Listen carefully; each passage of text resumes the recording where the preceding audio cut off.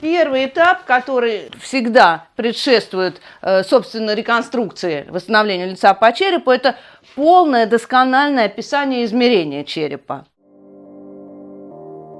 Чтобы правильно измерить, мы должны отметить некоторые определенные точки. Сначала мы проведем сагитальную линию на черепе. Это линия или плоскость, которая делит череп на правую и левые половины. На вот этих вот височных линиях, в месте их наибольшего сближения, лежат точки фронтотемпорали. Прикрепление жевательных мышц также маркировано на черепе. Здесь есть еле заметная такая рельефная линия. Она нам показывает место крепления мускулюс темпоралис или височной мышцы. На нижней челюсти располагается мускулюс массеттер, или, собственно, жевательная мышца. Для восстановления ширины носа мы используем точки, они называются аляры по латыни. Это места альвеолярных возвышений клыков. Вот напротив клыка мы проводим такие вертикальные линии. И горизонтальную линию пересечения вот эти нам очень важны для восстановления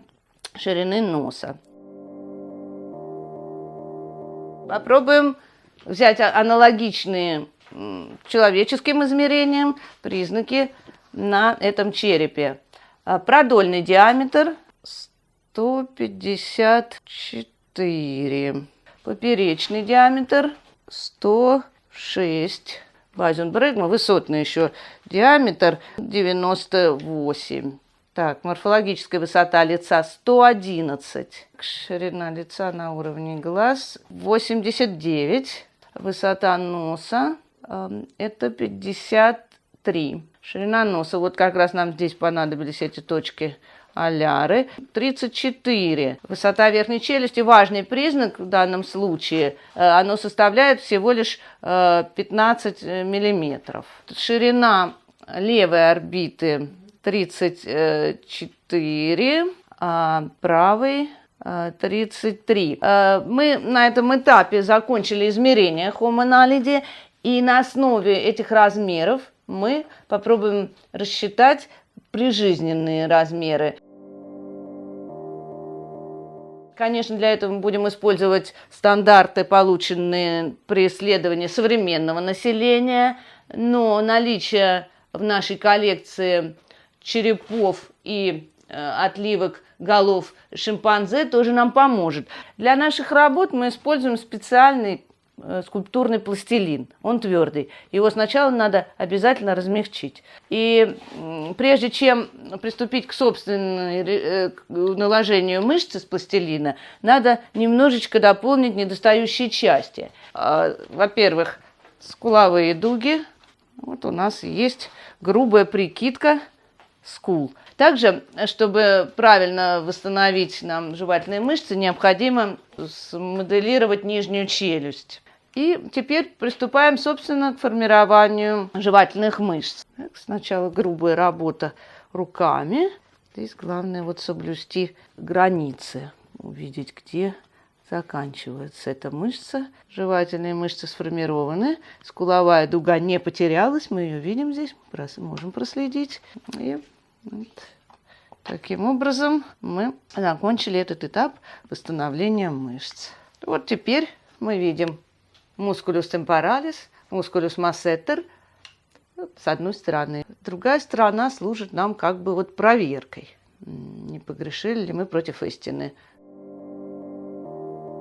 Следующий этап будет представлять восстановление мягких тканей свода черепа и как бы шлема всей задней поверхности мозговой коробки. И тоже мы сначала смоделируем половину лица. Вторая половина будет нам служить эталоном, будет нам важна для сопоставления, насколько правильно мы накладываем ткани. Толщина мягких тканей на своде составляет примерно 5 мм с некоторым утолщением около 6-7 мм в области затылка. Я измеряю скользящим циркулем толщину и накладываю соответствующую полоску по сагитальной линии на череп.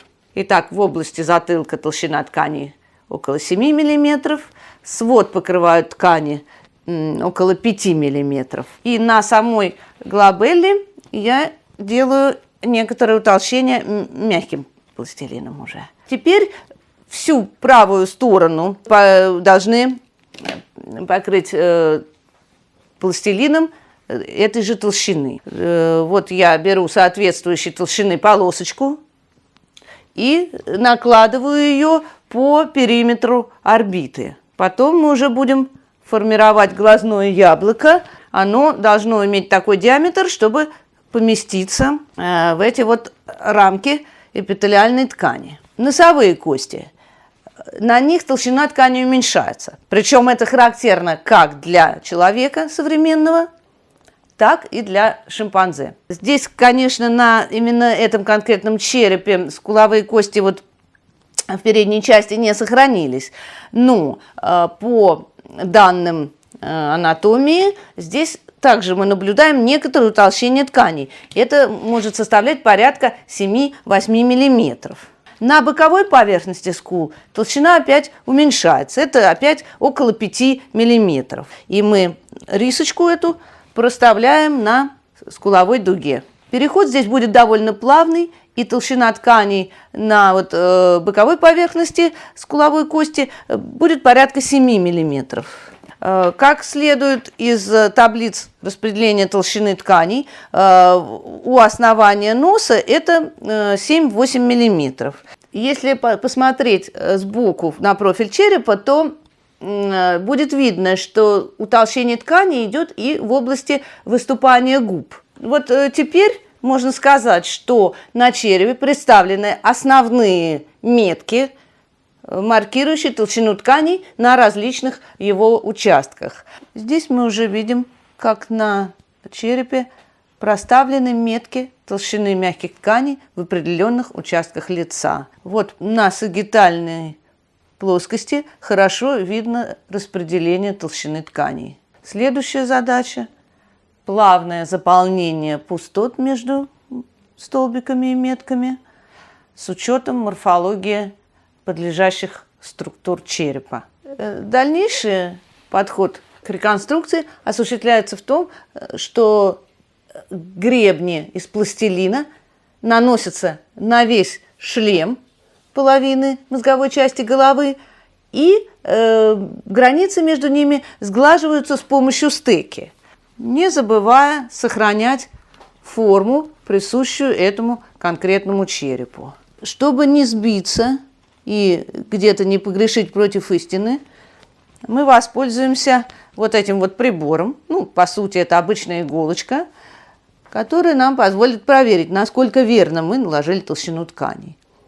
Вот в этой части на верхней челюсти толщина ткани должна быть порядка 7 миллиметров. Вот 7-8 миллиметров, что мы с вами и видим. В области губы верхней уже эта толщина должна быть уже чуть побольше. Это около 9 миллиметров. Последующая работа будет сводиться к заполнению пустот между гребнями пластилиновыми, проверять и промерять правильность толщины тканей. Теперь для реконструкции области носа мы возьмем кусочек пластилина, которым заполним грушевидное отверстие, но также только половину, вот по сагитальной линии. А далее на профиле будем формировать хрящи носа. Формирование носа довольно сложный процесс, потому что уж очень наверняка мы не можем знать, как распределялись мягкие ткани. На черепе существуют некоторые анатомические ограничения ширины носа. И это альвеолярное возвышение клыков. Мы проводили вот эти вот линии, которые маркируют альвеолярное выступание клыков. И нос не должен анатомически выходить за эту структуру. Вот примерно так будет выглядеть профиль спинки носа на нашей реконструкции. Итак, мы подошли к стадии реконструкции, когда у нас готова половина лица. По сагитальной линии мы можем видеть толщину мягких тканей и проверить, насколько она правильно соблюдена в различных участках головы. Верхняя челюсть, конечно, немного выступает вперед, то есть изрядная доля прогнатизма, конечно, присутствует, но такая, которую мы можем встретить и среди современных людей. Нос уже немножко выступает в его хрящевой части. Это, во всяком случае, больше, чем у австралопитековых. Известно, что у человека диаметр глазного яблока составляет 24 мм в среднем. Для шимпанзе это порядка 20 мм. Наш персонаж по росту, по своим габаритам приближается к шимпанзе. Глубина постановки глазного яблока в орбите – это примерно 2 мм. Выступать оно должно от мягких тканей окружающих глаз. Вот если мы в профиль посмотрим на мордочку шимпанзе, мы увидим, что выступание глазного яблока составляет примерно 2 мм. Такие же цифры нам называют офтальмологи при изучении постановки глаза у человека. Это дает нам основание использовать ту же цифру, порядок выступания несколько миллиметров за мягкие ткани. Что касается толщины века, то она составляет примерно 2-3 мм. Причем интересно, что у человека толщина века тоньше, чем у шимпанзе, например. Поэтому здесь мы не будем ее уменьшать и дадим 3 мм. Теперь, что касается формы самой глазной щели. У человека она удлиненная, продолговатая. У животных все-таки, это, конечно, не круглые, да, не совсем уж округлый такой глаз, как у совы, но все-таки он ближе к округлой форме, чем человеческий. И, скорее всего, у ранних хомо, в общем-то, глаз был действительно более короткий.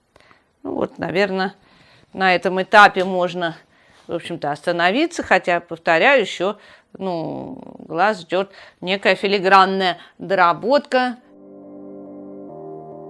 Какие же уши были у ранних хомо? Если посмотреть на реконструкцию Михаила Михайловича Герасимова, это плезиантроп, трудно понять, почему Михаил Михайлович решил выполнить такой размер ушной раковины. Ведь у современного человека этот размер составляет примерно 5-6 сантиметров. У шимпанзе уши намного крупней, вот в данном случае 8 сантиметров. Здесь мы видим место, где выходит наружный слуховой проход. Против него формируется хрящевая структура, так называемый козелок уха. Я откладываю 5 сантиметров с небольшим сдвигом вверх, потому что верхняя часть ушной раковины больше. И намечаю границы положения уха у этого индивида. Сначала мы делаем грубую болванку уха, а потом будем приводить ее в соответствие с реальной формой. Позиция уха, направление его, по наблюдениям Михаила Михайловича Герасимова, совпадает с направлением ветви нижней челюсти. То есть вот так у нас будет ориентирована эта наружная часть уха. Вот в грубом приближении сформировали ушную раковину с учетом стандартов современного человека и ближайшего к нему родственника шимпанзе. Стадия изготовления половины головы в черне закончена. Дальнейшая работа предполагает воспроизведение левой части по той же методике, которая была продемонстрирована в этом фильме, и формовку уже шеи, нижней части нижней челюсти и остального тельца. Сводится она в целом к причесыванию деталей. Необходимо, чтобы все черты были гармоничны, и убрать ненужную асимметрию, которая может сказаться на черепе. Далее нам надо, чтобы голова хорошо смотрелась в профиль. В уголках рта тоже такая особая конфигурация. Верхняя губа сходит на нет. Нижняя губа тоже подходит сюда вот к минимуму. Вот этой вот слизистой вывернутой части уже почти не видно в уголках. Ну, в целом вот работу можно считать законченной. Вот такой вот у нас получился человечек. Недаром все-таки большинство исследователей склоняются к отнесению его к роду Homo. Реконструкция практически готова. В данный момент мы имеем полностью реконструированный череп Homo naledi в версии Либергера. Вот. Это трехмерная модель в трехмерном пространстве, а вот она уже визуализирована в более-менее финальном варианте. В дальнейшем мы по этому черепу уже реконструировали непосредственно самого гоминида. Он у нас получился вот такой. Это он уже в таком достаточно абстрактном ландшафте. Это примерный уже, как сказать, эскиз общего вида, как это будет все видно в мультфильме в нашем. Насколько правильно, где мы допустили ошибки в нашей версии модели, потому что в любом случае мы работаем больше как художники-аниматоры. Ну, на самом деле, Сергей, реконструкция получилась очень хорошая и дает полное представление о внешнем облике. Ну, единственное, можно подкорректировать некоторые детали. Что касается вот носа, я бы посоветовала здесь немножко подойти поближе к тому, что изображено у нас на реконструкции. То есть в области носовых костей немножко большее выступание, а наибольшее, как бы вот кончик носа сам, он должен быть, ну, в связи с анатомическими структурами, все-таки несколько пониже. Здесь слишком западает назад граница мускулюс массетер, жевательного мускула. Ну, это совсем чуть-чуть, вот добавить там тканей. Рот вообще великолепно, ну, никаких нет у меня замечаний. Теперь глазная область, фас, поверните, пожалуйста. Ну, чуть-чуть маловато вот мягких тканей здесь добавлено. Что касается ушей, то, ну, может быть, опять профиль поверните, пожалуйста. Вот немножко вот слишком вертикальное направление позиции, ну чуть-чуть дать более вот такое вот назад отступающее в соответствии с линией ветви нижней челюсти, вот так вот. И еще, на мой взгляд, они получились, ну, немножко слишком человеческие. Может быть, добавить вот как бы вот развитую вот эту вот верхнюю часть, более развитую, как это вот мы встречаем, скажем, у шимпанзе. И сам размер уха тоже поменьше немножко. Чуть-чуть меньше. Поменьше, да. Ну, вот 6 сантиметров в данном случае, я думаю, будет оптимальная величина. Вот, Станислав, вот такой вот у нас эффект. Это сейчас больше драматургия, художественная часть скорее. Вот. Ну, а если вы увидите какие-то заметные недочеты, то скажите. Это вот скелет, он у нас будет собираться. Это черновая версия эффекта, она пока не финальная. Ну вот уже видно, что вот эта вот лучевая кость вот перевернута, вот это вот задом наперед. То есть это ее верх, и она должна быть перевернута. Но в остальных деталях вроде бы все в порядке. Как у всех древних людей, у них же достаточно широкий таз, и брюшко, оно, в общем, да, должно быть такое. Скорее всего, ну, судя по всему, питались они в основном растениями. Небольшой должен быть кишечник, тогда должен быть большой живот. Ну и давайте, может быть, посмотрим тогда его высокополигональную модель. Здесь мы еще внесем коррекции, которые мы обсуждали с Елизаветой Валентиновной. Да? Вот. Прогнатизм ей понравилось, она его утвердила. Единственное, что вот здесь вот снизу побольше дадим массы и расположим череп более дорсально. Ну вот идет позвоночник, просто даже если вот представить, вот он идет, а затылочное отверстие вот здесь. Ну вот у нас череп есть, вот затылочное отверстие. И ну, слишком мощный лордоз шейный получается вот этот перебор. Да, вот, да. Должен быть все-таки более вертикальный. В принципе, на самом деле у всех этих древних товарищей с руками все было чудесно. Поэтому весь плечевой пояс у них должен быть массивный. В принципе, да. У них, конечно, кисть, она как бы почти человеческая, но не совсем. То есть, если сравнить с человеческими, ну, у меня сейчас как бы в себе, но Более крючковатый. у человека прямые фаланги, а здесь они очень изогнутые. То есть это же у него не полусогнутые пальцы вот сейчас, это они у него полностью выпрямленные пальцы.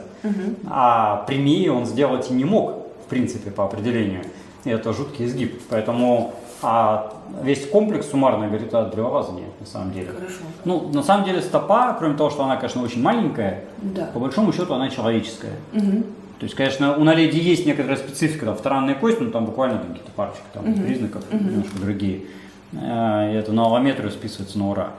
А так вообще кисть, ну, или, господи, стопа нормальная, человеческая.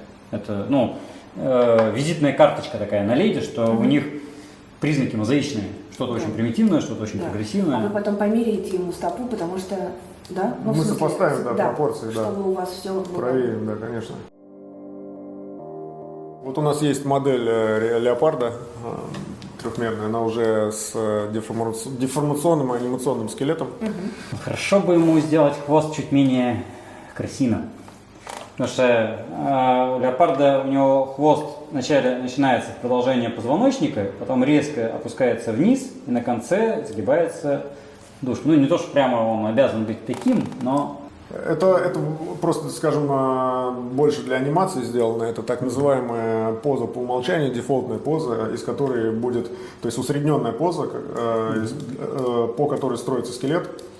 И в дальнейшем делается анимация непосредственно. Еще, может быть, чуть-чуть все-таки покороче сделать ножки. И, ну, я, конечно, не великий знаток леопардов, но вот ягуар, леопард, у него все-таки плечевой пояс как бы чуть ниже задницы, а спина немножко как бы провисающая. Тут он чересчур такой брутальный на какого-то Сережа любит. саблезубого тигра похож. Но может быть как раз причина, что у него ноги слишком выпрямлены. Если их согнуть, у него передняя часть опустится, спина как бы прогнется, и зад станет более такой округлый, более Будет гибкая кошка. высокий. Понятно. В общем, основное проверим пропорции, анатомию, конечно. Вот. И будем дорабатывать. Это новый череп, найденный в соседней пещере Леседи. И его нашли вот только что, как бы недавно. И чем приятно, что тут есть нос, которого в исходной версии не было. То есть первые, которые в Динолиде, в пещере, там есть мозговая коробка красивая, есть челюсть верхняя и нижняя, но серединки лица нет. А немножко еще покопавшись, кстати, они давно нашли, только скрывали. Ученые же скрывают, это всем известно. Но вот они такие опубликовали, и у него соединяется мозговая коробка с лицевой частью. Мы еще, конечно, спросим у Елизаветы Валентиновны потом, что она там имела в виду, потому что я пересказываю это с трудом. Но она что-то такое говорила по поводу вот этих швов, что, на ее взгляд, они здесь соединены со смещением. Ну, так это более чем очевидно, Ага. естественно, потому что видно, что, ну, это же вот носовые кости, насколько это видно, и они должны быть вертикально. Они идут под углом. То есть вот это же вот две носовые кости. Раз Вот носовая она кость, две носовые это кости. и говорила, да. И они идут вообще куда-то, не пойми куда. В сторону. Ну, конечно, совсем в идеале надо будет посмотреть на оригинал, что у него как там, в какую сторону. Прокомментируйте тогда вот это Толино предложение в смысле позы, да, мог ли он при таком скелете стоять в такой позе, характерна ли эта поза, да, потому что очень хочется, чтобы вот эта реконструкция в полный рост, она отражала, собственно, его всякие особенности. Ну, поза, строение скелета позволяло ему стоять и так, и сяк, и на дереве болтаться. Но сколько она там была типичная, ну, это станет ясно, когда они опубликуют все скелеты, какие там нашли. И, ну, по скелету типичность позы вообще проблематично устанавливается, на самом деле. Но, как бы, почему бы ему так не стоять? Орудия никакие решили ему в руки не давать. Ну, хоть там никаких Ну, оснований, поскольку да? никто ничего не нашел до сих пор. То есть, ну, я лично думаю, что что-то, наверное, они использовали. Шимпанзе, в конце концов, колют орехи. Ну, безусловно, да. Но поскольку мы ничего про это не знаем, то лучше... То есть то, что он ходил иногда без орудий, это 100%. А ходил ли он хотя бы иногда с орудиями, мы не знаем. А волошение, пастиш, это как бы финальная часть будет проекта. И разговоров мы еще даже не заводили Ну, по-хорошему. я лично думаю, что от человека он отличаться особо не должен. Не должен. Ну, с какой бы стати, собственно. Она 2-метровая по высоте. Ну, если он 1,5, Да, если он 1,46 м примерно, у Сергея по сетке получается. легко ли это отливать, если это будут вот не уже не мягкие ткани, а вот эти реперы, полоски? Сможете ли вы снять форму, когда это Сможем. будут пластилиновые полоски? Тогда мы сделаем еще, у нас будет вот такая Еще, стадия. конечно. Ну да. Ну тогда, в общем, продолжаем дальше, и спасибо большое. Перед нами облик человека, жившего сотни тысяч лет назад на территории Южной Африки. Как признает большинство ученых, он является прямым потомком Австралопитекуса африкануса через Австралопитекуса седиба уже к Homo naledi, собственно. Итак, что же за прогрессивные черты налицо? Мы видим, как намного меньше выражены надбровья у Homo naledi. Но все-таки это еще мощный валик, да, соединяющийся посередине. Это не дуги надбровные, а все-таки такая крыша над глазами. Что касается свода, то достаточно высокий он свод черепа. Для шимпанзе мы здесь видим, что, в общем-то, поднимается несколько лобная кость, но она достаточно узкая. Здесь же позади глазничное сужение небольшое, и в целом достаточно современно выглядит мозговая коробка. В отношении челюстей сразу бросается в глаза резкое снижение прогнатизма, то есть выступание вперед челюстной области. Вот, к сожалению, на этом конкретном черепе у этой находки средняя часть лица отсутствовала. Но уже другие находки из этой же системы пещер позволили сделать некоторые прикидочные оценки развития носовых костей. Обращу ваше внимание на отсутствие выступания носовых костей у шимпанзе и вообще у всех человекообразных обезьян. Еще следует сказать несколько слов о развитии жевательных мышц. В целом жевательный аппарат достаточно мало развит, надо сказать. Видимо, питание уже было разнообразным, и, в общем-то, это были, наверное, больше фрукты. Вот эти вот височные линии, они называются, они достаточно далеко расставлены между собой. Если мы вспомним череп, допустим, парантропа, то есть массивного австралопитека, то там височные линии очень высоко расположены, и они даже смыкаются на сагитале, и на черепе образуется сагитальный гребень, к которому, собственно, прикрепляются мощные жевательные мышцы, которые были необходимы для пережевывания грубой пищи.